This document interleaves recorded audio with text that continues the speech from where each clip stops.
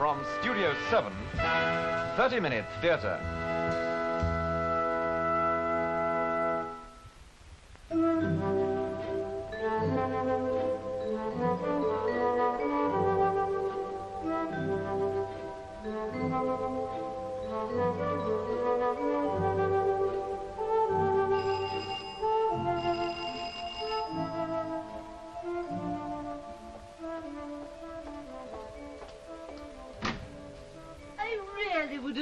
If the occasion was so special, it would have been nicer to have eaten out.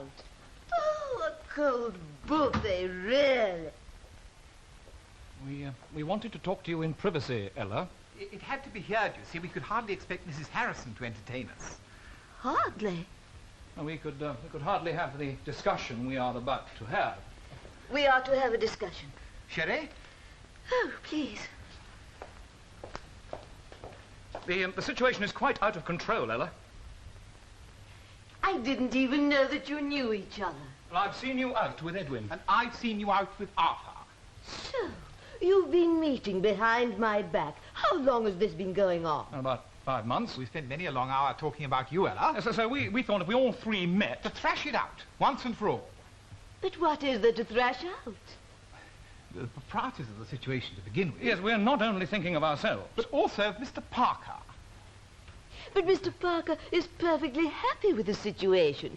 Mr. Parker has come to terms with his life and his needs. Mr. Parker is a very generous man. He is no hypocrite. He doesn't believe in double standards. He is a man of absolute integrity. Oh, I've always had the highest regard for Mr. Parker. I've followed his career with interest. Brilliant man. Oh, yes. Not an easy man to fool. But you haven't fooled him. He surely doesn't know about Arthur and I. Oh, not the two of you. That would be far too tactless. That's why we decided on this dinner, to thrash it out. Once and for all. Should we eat, Arthur? Huh? The wine. Oh, yes, of course. The wine. I really don't know what there is to thrash out. You must choose, Ella, between Edwin and myself. Now, it hasn't been an easy decision to make, but we have both agreed that whoever you choose, the other will step aside. Oh, that is what we decided. That is what we said we'd stand by. I may have had second thoughts. It occurs to me that if I were to lose Ella, then it'd be I who would suffer the greatest loss. I mean, you have Mrs. Harrison, 2 fine children. Ella has Mr. Parker, brilliant man, devoted father. Well, you can't blame us for that, surely. Oh, really? You've never mentioned this before. But it was so nice as it was. Once a fortnight, Ella, Arthur and I in weekly rotation. I mean, it's easy for both of you. You have warm beds to return to, whereas I'm left with nothing. Well, I quite agree with Edwin about the fortnight, Ella. It seems to me that it does put Mr. Parker at an unfair advantage. I don't see it puts Mr. Parker at any advantage at all. As I see it, Mr. Parker's under the innocent impression that his wife's engaged in only one adulterous relationship. It seems to me to put Mr. Parker at a complete disadvantage. Not at all. Mr. Parker has 4 free evenings a month. Well, the fact that he chooses to spend them at his club is his own affair. But at least he does have that freedom. I mean, I have no freedom at all.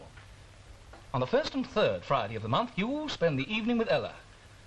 Naturally, I am consumed with envy at you, envy at Mr. Parker. I am only able to triumph over Mr. Parker on the 2nd and 4th Friday of the month. And gloat over me. Well, when you're in my position, you'll do some gloating, surely? Not true. Not true at all. Now, my position's quite clear. When I'm with Ella, I have thoughts for no one but her. None for Mr. Parker? Mr. Parker, small moment of triumph, but one that quickly passes. You really must